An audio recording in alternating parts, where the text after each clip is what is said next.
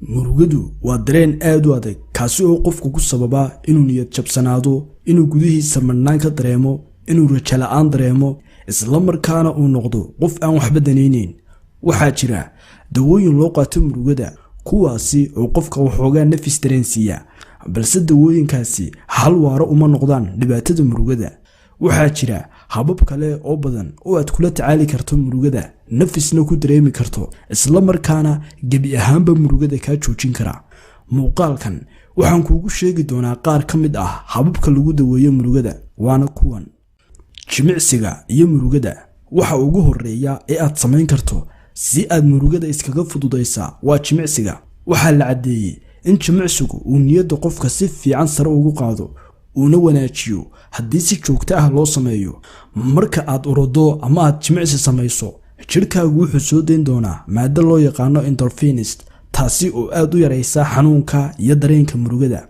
waxaad dareemi doontaa tamar la'aan markaad jimicsi samaystiraa, balse isku qasab inaad jimicsi samayso. murugada iyo dareennada la isku celiyo. murugada waxaa mararka qaar sababa dareennada la qarsado ee uu qofku dib iskugu celiyo.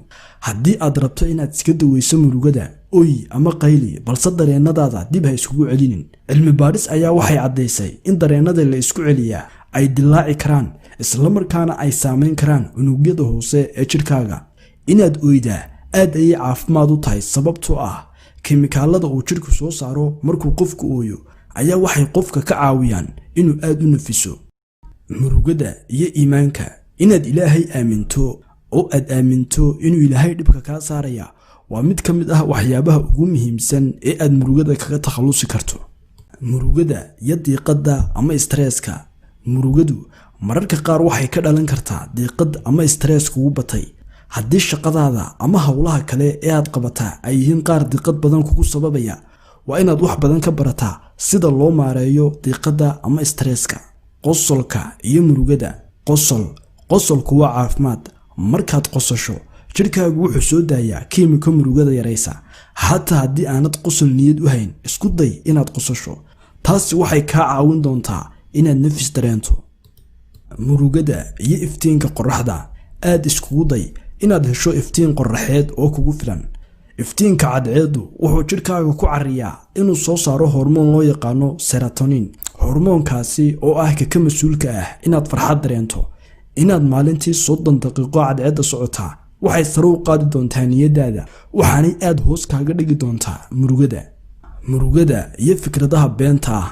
mararka qaar sababta ka dambaysa murugadaadu waxay noqon kartaa fikrad been ah oo aad meel ka baratay. tusaale ahaan, fikradda beenta ahi waxay noqon kartaa adigoo u maleeya inaanad xallin karin dhibaatooyinkaaga nolosha, ama inaanad weligaa guulaysan karin.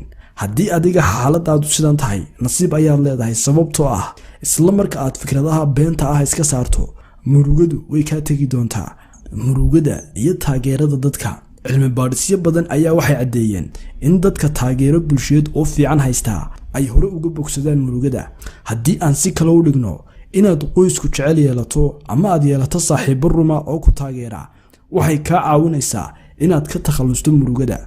cilmi baadhis kale ayaa waxay caddaysay in dadka guursadaa ay ka murugo yar yihiin, horena uga bogsadaan murugada marka loo eego dadka aan guursan.